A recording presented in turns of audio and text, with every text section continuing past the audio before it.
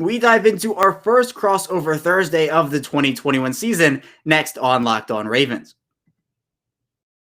You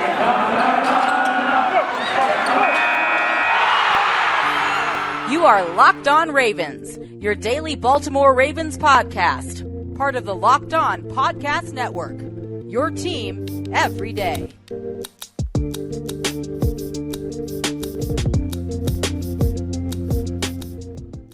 And we returned here with another episode of both Locked On Ravens and Locked On Raiders. I'm your host, Kevin Alshaker from Locked On Ravens, and here with me today for our first crossover Thursday of the 2021 season is your boy Q from Locked On Raiders. This is the first time we've talked here since we've both been here. I started after the Ravens last played the Raiders in a regular season game, and I'm excited for this one, Monday Night Football, prime time. How you doing today? Man, I'm excited. It's going to be a lot of fun. You know, like you mentioned, prime time, Monday Night Football. And what's cool about this is the first time that it's all eyes on one game. They don't have a dual broadcast like they normally do. Well, there is a dual broadcast, but not two different games. It's one game. And so all eyes will be on the Ravens and Raiders, Monday Night Football. It doesn't get any better than this. No, it does not. And I think this is going to be a sneaky good game. I know some people have already handed it to one team or the other, but I think these two match up really well. Now, I do know the Ravens have their week one, I'd say dominance, 164-19 is how they've outscored their week one opponents over the last 4 seasons. So they're averaging over 40 points a game there. But I do want to start off here by asking you about Derek Carr, the, according to Keyshawn Johnson, elite quarterback of the Las Vegas Raiders, someone who has had kind of an up and down career, but honestly, I don't think it's all his fault because I think Derek Carr is definitely an NFL starting quarterback. But entering this 2021 season, how is Las Vegas viewing Derek Carr? Are they still sold on him, or are they starting to say this is the last year we can really go on with this if he has another bad season? You know, I mean, I don't anticipate him having a bad season, but I'll say I think everyone is sold on Derek Carr in Las Vegas with the Raiders organization. I think the people that aren't sold on Derek Carr are the people from the outside. I just outside of Keyshawn Johnson. I mean, like you mentioned, he mentioned him being an elite quarterback. I don't know if I'd go as far as elite, but he's really damn good. You know, I mean, and he's been doing better and better every single year under John Gruden. Last year put together a stellar season. If it wasn't for a horrendous defense, you know, it's a team that's talking about 9, 10, 11 wins. Instead, they end up 8-8. So he's doing really good things. I think he's getting better and better each year. I expect for him to have a better year even this season. He's probably looking for a contract extension as well. So it's so funny. And you know, Keyshawn mentioned the elite quarterback, and I just think that he sees what he's doing, and he knows John Gruden and what Gruden's looking for. So he realizes that, hey, this guy's doing exactly what he's supposed to be doing. It's just up to the rest of the team to handle their business.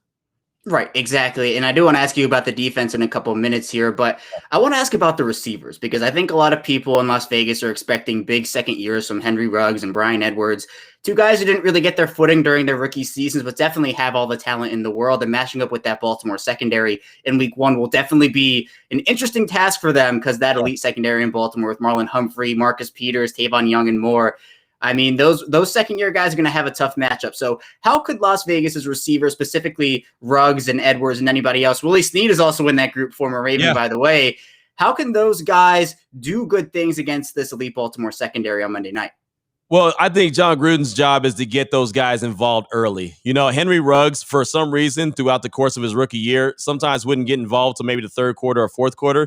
And that's not okay. He's one of those guys, you got to get that engine cooking early. And so that's what I'm looking for. And I think that that's what the biggest key will be. Can you get the ball to Ruggs early? Can you just give him a bubble screen? Can you give him an end around? He's fast. Like you mentioned, we all know he's got the speed. Let him use it. You know, John Gruden mentioned him as being Tyreek Hill-like. So use him like Tyreek Hill. So that's something that I'll be interested to see this year if they're able to do that, get him involved. And Bryan Edwards is interesting, man. He's that guy who's got the size. He's got the hands. He's just got to stay healthy. He wasn't healthy his rookie year. If he can stay healthy, he can almost be a steal. I look at him as being, and you're familiar with this guy, very Michael Crabtree-like. You know, Michael Crabtree was a guy that Derek Carr really loved while he was a member of the Raiders. He could be a go-to guy, but he's got to stay healthy. And that's been his issue going back to college. He just hasn't been there. So that's what my key is. He's throughout training camp, he's been healthy. He's been making some really good plays. He looks the part. He sounds the part. Now he's got to go out there and get it done on the big stage. So those will be two guys that I really pay attention to. You mentioned Willie Snead. He's a nice addition. Hunter Renfrow is going to be the guy that's in the slot originally too. So I mean, they're nice pieces, but really those two guys that you mentioned, Brian Edwards and Henry Ruggs, they've got to have big time seasons compared to what they did their rookie years. Right. And I know for me, Brian Edwards was someone I was drafting in fantasy all over the place last season. And I'm doing it again this year. I'm doubling down because I think that Edwards can really step up in this offense, especially with that year under his belt. You know, the rookie season sometimes can be tough, especially for players who just haven't gotten one. You mentioned the health. That's really important. And just, it's not, there's the consistency that's just not there. But I do want to ask, you know, I mentioned Willie Snead, a former Raven, really well loved in Baltimore. There's another guy there, Yannick Ngakoue as well, who signed a big money contract, 2-year deal there. So with both Snead and Ngakoue, two guys who, you know, Ngakoue's tenure was a bit more disappointing in Baltimore, and he's kind of talked about how he didn't feel like he was utilized correctly with the Ravens. What have you seen out of those two guys so far in Las Vegas, and what do you think their contributions are going to be overall this year? Well, we have, as the media, have seen a lot more from Ngakoue than we have Willie Snead. He was a guy, it was funny, I thought that either he was going to get cut or John Brown was going to get cut before the 53-man roster came out, and then John Brown asked for his release. So Willie Snead got that job.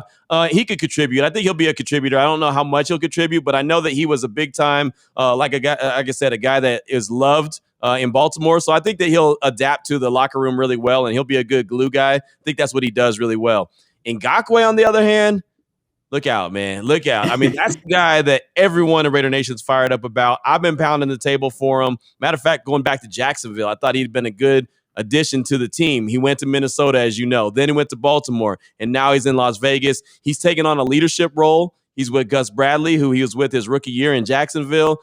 He feels like Gus is going to use him correctly, kind of going back to what you were saying about, you know, the Baltimore Ravens didn't use him right. He feels like he's going to be used to the best of his ability. Him and Max Crosby are really tight, so they're kind of pushing each other as, you know, Alpha Dog 1 and 1A, and so that's kind of a good little competition between the two, and plus they're really good friends. So I think he's really just what the doctor ordered as far as the Raiders go. I mean, he's a pass rusher that is average, 8 or 9 sacks a season. The Raiders haven't had that since Khalil Mack left, and nobody in, you know, Raiderland wants to hear the name Khalil Mack again, just because you know it's still a bitter conversation. But they haven't had that consistency as far as the pass rush goes. So Ngakoue, that's his job. Go and get the quarterback. Help Max Crosby go and get the quarterback, help that team get better on the defensive line, and I think that's what he's going to do. I'm expecting big things from him, and I think it starts this Monday. It should be fun. Yeah, it definitely should be. And I think for Ngakoue, there were a couple things working against him in Baltimore. For one, the Baltimore defense is so complex. Coming in there midseason and trying to learn that entire defense, it can cause some issues. I mean, I wouldn't blame him if it took him a bit longer to pick up any player, honestly, because it's such a complex defense. And two, the Ravens have had a bit of inconsistencies with their pass rush in recent years, where one game they'll get 6 or 7 sacks, and then the next 4 games they'll get 2 total. So kind of inconsistent there. So Ngakoue, I think, kind of fell into that. And he was a fingernail, a hair away from getting like 3-4 more sacks in his actual total in Baltimore. So I think he'll do big things in Las Vegas for sure. But I think a lot of people in Baltimore were disappointed with how that ended up working out. But the next thing I want to ask here is about the defense in Las Vegas, because it is a unit that has struggled, and it's well known that the defense right now is the weak point of the Las Vegas Raiders, not the Baltimore Ravens. And so with this defense, are you a bit more, are you a bit more happy with how they have attacked the defensive side of the ball this offseason? Have they added the right pieces? You know, there are pieces there. We've talked about Ngakoue, Trayvon Mullen is there, Corey Littleton. They have some names, but do you think this Las Vegas defense can take a step forward this season? Well, I mean, they have to. You know, like you said, they struggled. That's an understatement. That's the understatement of the world. I mean, they just flat out stunk in 2020. And really the past few years, you know, they gave up 30 points a game last year. You're not going to win a lot of games that way. So they've got to get better. I think the biggest name that has been added to the Raiders defense is the defensive coordinator, Gus Bradley. And, you know, it's funny because you said something about Ngakoue and the Ravens defense, how it's pretty complex. Gus Bradley is exactly opposite. He's very simple. He simplified everything so you could just go play. You could just you don't have to think, you just go. And I think that's going to help this Raiders defense, not just Ngakoue, not just Crosby, but a Mullen, but a Casey Hayward who came over from the Chargers. And, you know, he knows Gus Bradley really well. Corey Littleton, you mentioned him. The Raiders just picked up KJ Wright from Seattle. He knows Gus Bradley really well. They have the makeup. They have the bodies. They have the guys that have a really good defense. They just got to go out there and do it. Trayvon Merrick, they picked him up in the draft, the young man out of TCU. I think he has an opportunity to be special. Nate Hobbs, that's a name I'll point out to you. I like him, 5th-round pick out of Illinois. I think he has a chance to be special. They just got to go out there and do it. I mean, the potential is there. The players are there. The name and the talent is all there. What I've seen in training camp, I've been thrilled about. I've been excited. Like, man, this defense is going to be good. I don't want to say that I'm drinking the Kool-Aid, but, man, I feel like I should be drinking the Kool-Aid. Like they really have a chance to be special. They just got to go do it. So, yeah, I'm very happy with the direction it's going. I just want to see how it's executed. And, of course, Monday night is not going to be easy. Lamar Jackson is no easy task. He's a different animal. I'm actually glad that the Raiders are playing the Ravens week 1 because you're preparing for Lamar Jackson. That's a different dude than, Right. your typical pocket passer. That's Right. If it was like week 6, I think it'd be a lot more difficult for the Raiders to prepare for him. I think with it being the first week of the season, it helps out a little bit. So we'll see how it shakes out. That could be a theory that's completely out of my mind and completely wrong. I don't think so, but we'll see. But yeah, I do. To answer your question, I do like the direction the defense is going. Yeah, and just looking over it, I do agree. I think they've added the right pieces. Now, it's a matter, you mentioned, of just putting all those pieces together, going out there and executing. Because it's one thing to have the good defense on paper, but you have to go out there and actually execute on the football field. But when we get back here, I'm going to be answering some Ravens questions from you. So stay tuned for that. But attention gamblers, our friends at Manscaped have a can't miss bet for you today. The leaders in male grooming just launched their 4th generation performance package. The betting odds are in your favor when you use the Lawnmower 4.0. Across the board, this is the package to get you in the mood for whatever your gambling heart desires. The Performance Package 4.0 by Manscaped is the ultimate parlay to take your grooming game to the next level. Ready to take the leap into the male grooming royalty 2 million men already have. Join the Manscaped movement by going to manscaped.com for 20% off and free shipping with the code LOCKEDON. Get 20% off and free shipping with code LOCKEDON at manscaped.com. That's 20% off plus free shipping with the code LOCKEDON at manscaped.com. And we return here with our second segment of this crossover edition of both Locked On Ravens and Locked On Raiders. Kevin Oestreicher of Locked On Ravens still here with your boy Q of Locked On Raiders. And Q, I'm ready to answer any question you have for me about this Baltimore Ravens team. It's an exciting team this year. What do you got for me? Man, I'm excited as well. It's going to be a lot of fun. Again, anticipated that Monday night, Allegiant Stadium is going to be electric. All eyes are going to be on Vegas. It's going to be a lot of fun. So one thing I got to ask, I mean, it's obviously been the headlines as far as the Baltimore Ravens goes, is all the injuries. You go, J.K. Dobbins had a really good rookie year. He's out with a torn ACL. Then you lose Justice Hill. He's a guy who could contribute in a major way. He has a torn Achilles. I mean, they're out for the year. Both guys are out. Gus Edwards is up next. He's a really good running back, but with those injuries, does that put a little bit more extra pressure on Lamar Jackson to maybe even run a little bit more than he usually does? Maybe. I think that it could go either way because I think what we're going to see this year from Baltimore is more throwing, but this isn't going to be an air raid offense. They're not going to throw it 50 times a game. They are a run-first team, and it should stay that way. And that's not an indictment of Lamar Jackson as a passer or what he can do throwing the football. But the loss of J.K. Dobbins, and then you throw Justice Hill in there as well, 2 running backs, they lose them about a week apart right before the regular season. So it kind of puts Baltimore in a bind. All right, it's about who they're going to go out there and get. They signed Le'Veon Bell to the practice squad. People are kind of mixed about that one. I think people obviously know he's not the same player that he was in Pittsburgh all those years ago, but can still contribute as a pass catcher, which is what they need. Gus Edwards, that north-south runner, has added a bunch to his game. Tyson Williams coming in, did a really good job in the preseason, really good in pass protection. He really shocked some people with what he was able to do. But for the game plan, Lamar Jackson is a threat both with his arm and with his legs. And if the Ravens were to say, all right, Lamar, we're going to have you carry the football 2-3 more times here during a game because that's what's going to give us the best chance to win. I don't think that's a problem whatsoever because, in my opinion, as long as the yards get picked up and the touchdowns are scored, I don't really care how it happens. If 7 points, 6 points, 3 points are put on the board, it doesn't matter if Lamar Jackson is throwing for 99 yards every drive or 3. As long as the Ravens are scoring touchdowns, that's okay. So people look at his passing yards and they say, well, he's not throwing for a lot of passing yards and the passing touchdowns. Well, he led the league in passing touchdowns during his MVP year in 2019. So I think that the game plan for Baltimore could shift a tiny bit. They're going to really miss Dobbins and his balance. They're going to miss him in the open field. He bounces off defenders like a bowling ball. He's really fun to watch, but that injury. There's been controversy about should they have played the starters, should they have rested the starters. But what's happened has happened. And the Ravens, I think they are confident in the guys that they have, but they just didn't have a lot of guys left because the running back position people were really excited about heading into 2021 with Dobbins and Edwards and Hill and Williams and even Nate McCrary. But in a span of literally a week, they lose 3 of those guys. So they were kind of left scrambling a little bit. So I don't think it'd be shocking if Jackson did have to carry the ball a bit more, but also I think that they might try to make that up with guys like Devin Duvernay on jet sweeps, who's a wide receiver and did a bit of that also. So it could go either way for me, but either way, I think the Ravens offense, regardless of if Dobbins is there or not, it's a big blow, but they're still going to be explosive.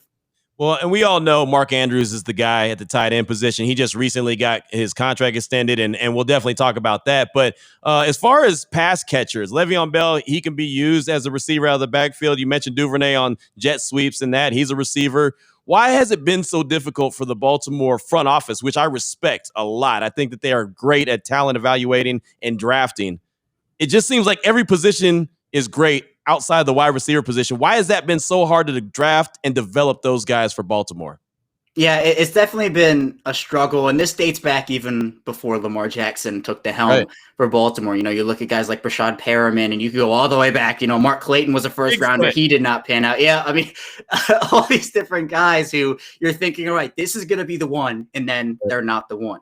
And they've had success with some. They're really hoping Marquise Brown can develop and become a number 1 guy. Same thing with Rashad Bateman, who is going to miss this game. He's on injured reserve right now. He's going to miss at least the first 3 weeks. But you even go back to the veterans. You mentioned Michael Crabtree in the first segment. That was a guy who did not pan out in Baltimore. But they've had guys like Anquan Bolden and Steve Smith. And now with Lamar Jackson running the show in Baltimore, it kind of takes Baltimore off the map, I think, for a couple of receivers. And look, everybody in the NFL has a right to figure out what they want with their career, whether that's winning, personal accolades, whatever it may be. For the personal accolade type people, if they see an offense like Kansas City or Pittsburgh who throw the ball a ton, and they see Baltimore, who is a run-heavy team, and they want 100 catches for 1,000 yards and 10 touchdowns, they're probably going to cross Baltimore off their list. And Juju Smith-Schuster said in an interview that he's like, yeah, I respect Lamar Jackson. I love Lamar Jackson, but that offense is run heavy. So I think it definitely weighs on some receivers' minds. So they're going to try the draft route. They drafted a ton of receivers. I've mentioned Duvernay. They have James Prochet there. Tylan Wallace was a mid-round steal out of Oklahoma State, and obviously Bateman and Brown. So I think it's been just difficult. The receiver position is definitely like the one blemish, I'd call it, for the most part of Baltimore's drafting history. But I think they're thinking that they can turn this corner now, and the prospects they have with Bateman and Brown headlining the prospects, I think that's a pretty good start. How healthy is Hollywood Brown? Do you think he's a 100% go? I know he said he's going to be 100% go, but do you feel like he's 100% right now? You know, he's probably really close if he's not 100%. The Ravens really kept it cautious with him, as they did for most of their players. They gave him ample time to heal. He got injured on one of the first days of training camp, and they kept him out all the way up until, I believe it was either Friday or Monday. But one of those 2 days, he came back really recently. So I think the doctors have been really cautious, especially with all the injuries. I mean, it felt like every single day Baltimore had a new player who was walking off the field with a trainer or getting carted off. And they have, I mentioned Dobbins and Hill. LJ Fort suffered a season-ending injury. The linebacker, he tore his ACL. They have Miles Boykin on injured reserve, Bateman as well. I mean, it's just all these different types of injuries. Jimmy Smith just returned to practice on Wednesday. So they're getting their guys healthy, but Brown, it's important for him to be healthy because he uses his speed. He's also developed other parts of his game as well. He's a big target for Lamar Jackson. Well, I mean, he's small in size, but he's a big target for Lamar Jackson. Yeah. So him and Andrews are going to be the primary guys, especially early on, but you have to wonder a bit about not only the wide receiver chemistry with Lamar Jackson, especially Brown, just because they hadn't had the training camp reps, but also the offensive line and those guys who have been in and out and what they're going to be able to do early on in the season. This offensive line is going to be improved, but I think to answer your question, Marquise Brown, I think is pretty close to 100%. Yeah, and I'm going to get to that offensive line because I do think that that's something to talk about in a major way. But Mark Andrews, I mentioned he got that contract extension, one of the top 3 paid tight ends in the league. We'll get to Darren Waller, who used to be in Baltimore, who's now in Las Vegas, and the Raiders thanked the Ravens for him. But how important was it for the Ravens to get Andrews under that contract extension and let Lamar Jackson's number 1 target be happy? I think it was super important, Q. And the reason for that is you mentioned it. He's the number one target for Lamar Jackson. The chemistry that those two have had for years now, you can't really replace that. And let's say the Ravens didn't do this with Mark Andrews. They let him walk at the end of the year. Some other teams signed him to a big money contract. There's not really replacing the player Mark Andrews is very easily. You have that upper echelon of tight ends. Darren Waller is in that group as well, the Las Vegas tight end. Right. But you look at, the top 4, top 5 guys, and after that, there's a pretty big drop-off. So Andrews brings a skill set as a receiver that not a lot do. He's also improved as a blocker. That was one of his weaknesses coming out of college. He's a do-it-all player, and now the Ravens, they have Andrews under contract. It's done. He got a good deal of money, but I think it was a good deal for both sides. Baltimore isn't paying him the most of this position on average annual value. He's the 3rd highest paid tight end in that regard. And now they can shift their focus fully to Jackson. Whether that happens during the season or not, I think a season extension is kind of unlikely, but who knows? It could happen some random day in September and nobody would know it was coming. So for Jackson, now they can kind of have that guy be there for him and say, look, Mark Andrews isn't going anywhere. We're going to have him here for you for years to come. And there's not really a doubt in anybody's mind in Baltimore that Jackson will be with the Ravens for a very long time after this extension. But I think the Andrews extension is the first step and another step in keeping the core together in Baltimore for a long time. Yeah, absolutely. And, it's funny. I mentioned the front office. I really, again, respect the front office of the Ravens. They find guys when other teams don't. Orlando Brown is a perfect example. He was the guy who went to the combine and, well, he didn't test well at the combine. So that means he must not be a good offensive lineman. Well, he proved how good he was. And Baltimore got him, in the 3rd round, I think, or when yep, I mean, that was a good pick. They flipped him to Kansas City. They brought in Andrew Villanueva. He's going to be now on that, I believe, right side of the offensive line. He comes over from Pittsburgh. How concerned are you, especially early on in the season, with that offensive line trying to gel quickly?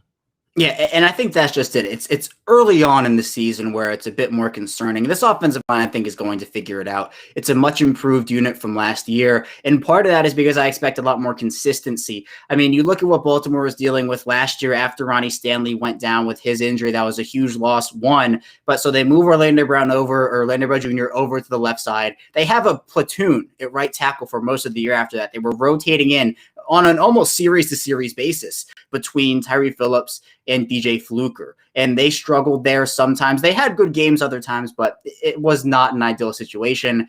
The Ravens were dealing with centers who could not snap the football properly with Matt Skura and Patrick McCarry. And in that Buffalo game, Lamar Jackson got injured because McCarry snapped the football over his head. Jackson runs back to get it, and he ends up getting injured because he got tackled and ends up slamming his head into the ground. So the Ravens entered the 2021 offseason, and look, they knew that this offensive line had to get better. Kevin Zeitler coming over from the Giants is as consistent as they get. Yeah. He's not a Marshall Yanda. The Ravens certainly missed him last year, but He's definitely consistent in that regard. Bradley Bozeman, the only consistent player on that line in 2020, by the way, ended up going over from left guard to center, which center he played in college at the University of Alabama. Left guard is really the only question mark right now, but the offensive line went through some injuries during training camp. Ronnie Stanley was coming back from his injury. Didn't really get started until about halfway through. Kevin Zeitler missed some time. They were rotating the left guard position. So they have a lot of guys who aren't as familiar with each other on the field as they probably should be right now. And so maybe through the first 2, 3, 4 weeks, there are a bit of struggles, but then they kind of start to get it together as we head into the middle part of the year.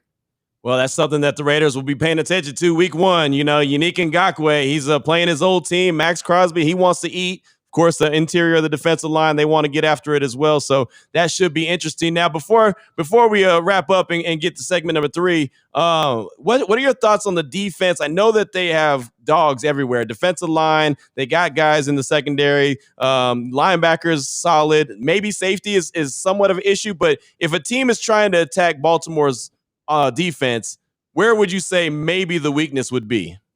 Yeah, it is a tough question because the unit does have so many guys on it. Yeah. But I would say to exploit the screen game and short pass game. This is a bend don't break defense, and it has been for a little while, where Baltimore will not give up the big play. They refuse to give up the big play. They will play off coverage on 3rd and 1 if it's an obvious throwing situation, which 3rd and 1 usually isn't. But if that is the case, they're going to play off coverage a lot up until they get into the red zone area. So maybe at the Ravens 30 or the Ravens 25. Then they start to tighten up because they trust their red zone defense so much that they think it's all right. We're going to give you 10 yards here and 8 yards here and 5 yards here. But if they do a lot of that, then the Ravens have to trust their red zone defense, which is one of the best in the NFL.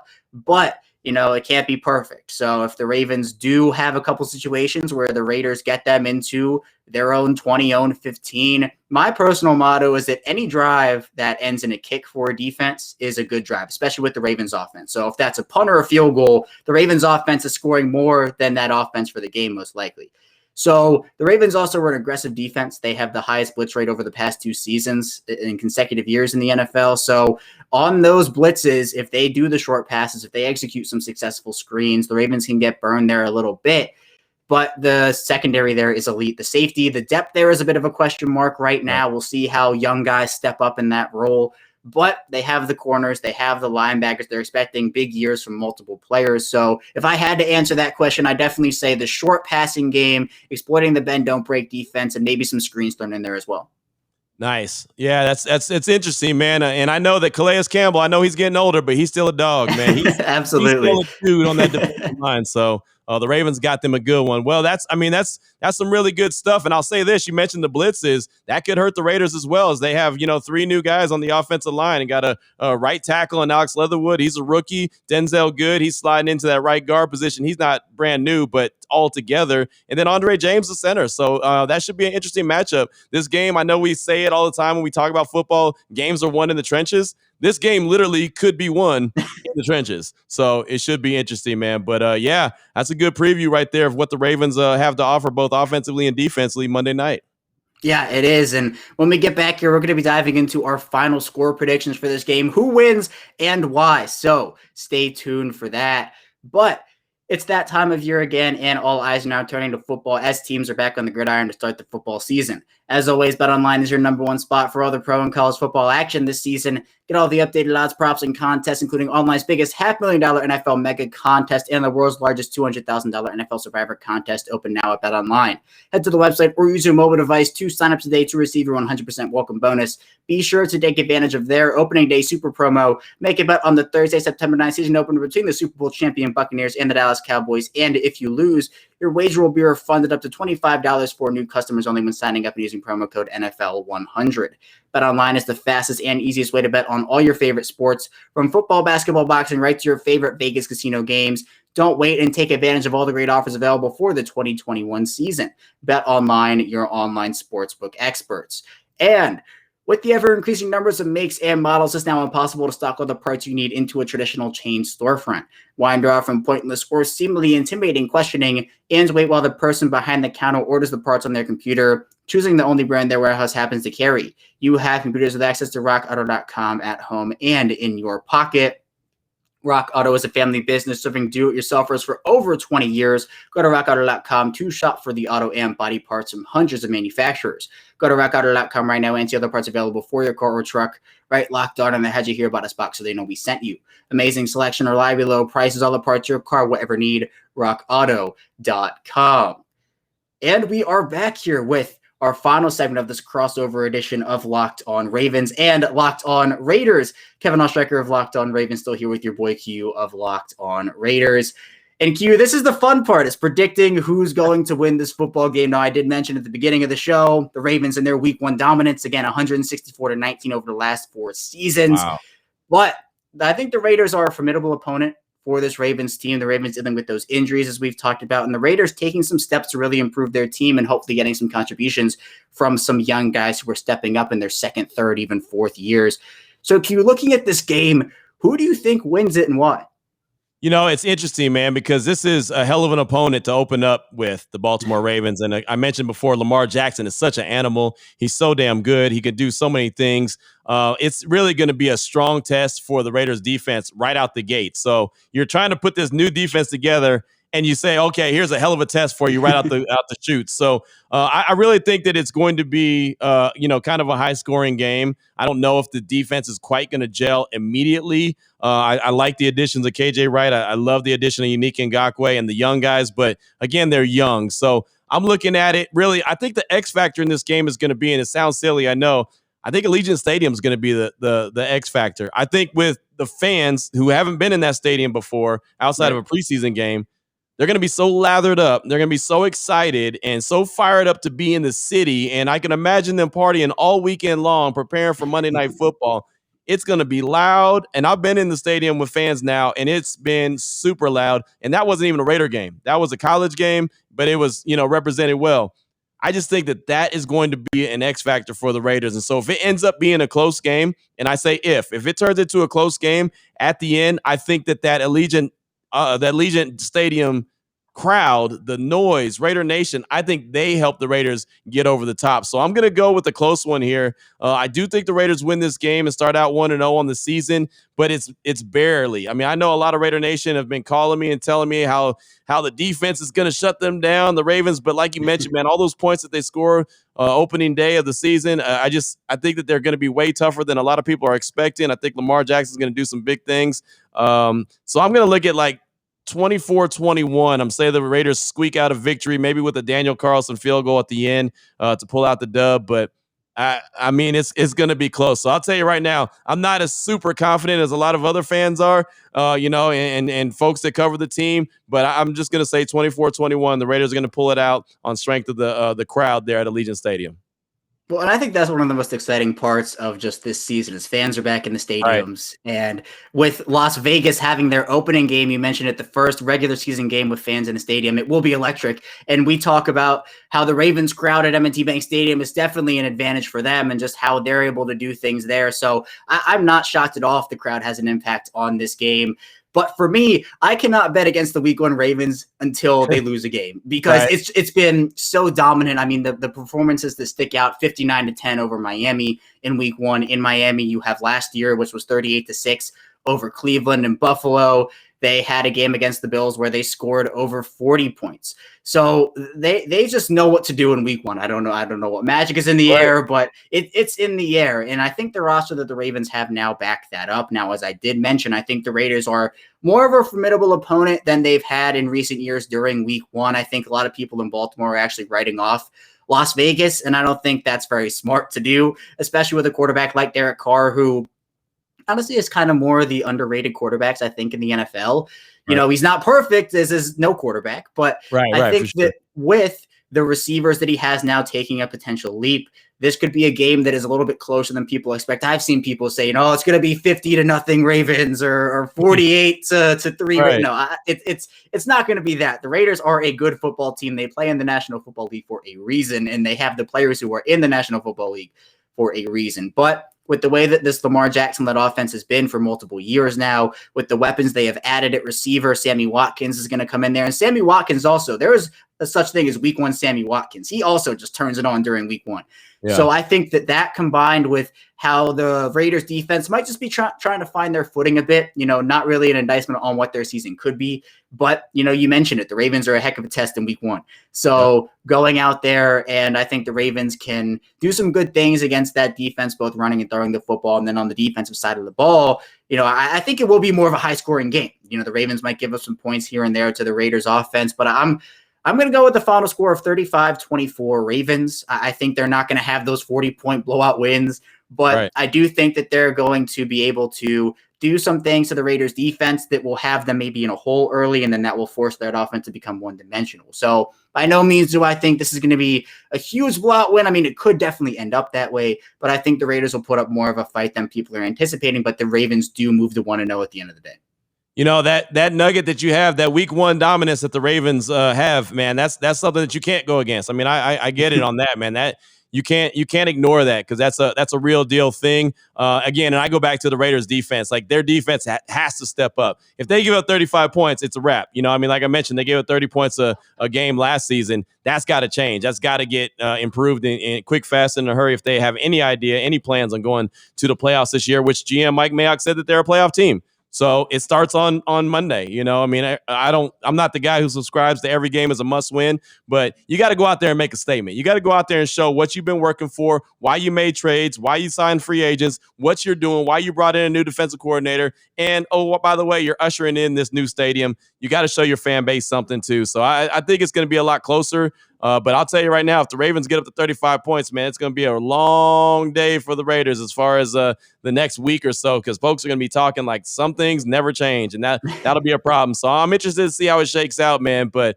it should be a fun one, no matter how it really wraps up.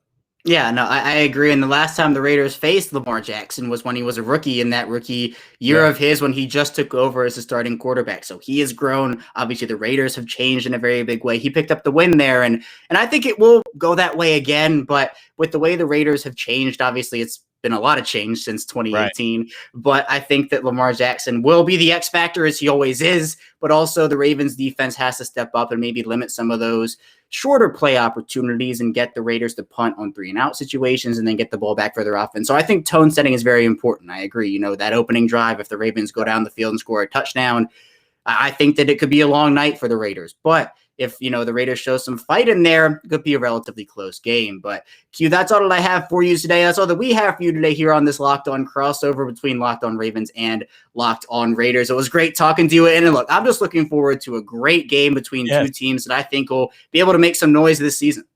Yeah, absolutely, man. I'm just excited that the season's here. The regular season gets kicked off, obviously, later on today. And then just excited that Week 1 gets wrapped up with two great teams and two fun teams in the Ravens and the Raiders. And again, Monday Night Football, Allegiant Stadium, Las Vegas. All eyes will be on Vegas. It really doesn't get any better than that. So good luck to the Ravens on Monday night, and we'll see how it all shakes out, and we'll be talking soon. A big thank you to Q for hopping on and talking about the Raiders and the Ravens with me. I think it's going to be a very exciting Monday night game to round out Week 1. But that's all that I have for you here today on Locked On Ravens. And when we get back here tomorrow, we will be rounding out the week by doing a full preview of the Ravens matchup with the Raiders on Monday Night Football. So stay tuned for that, and I will see you tomorrow.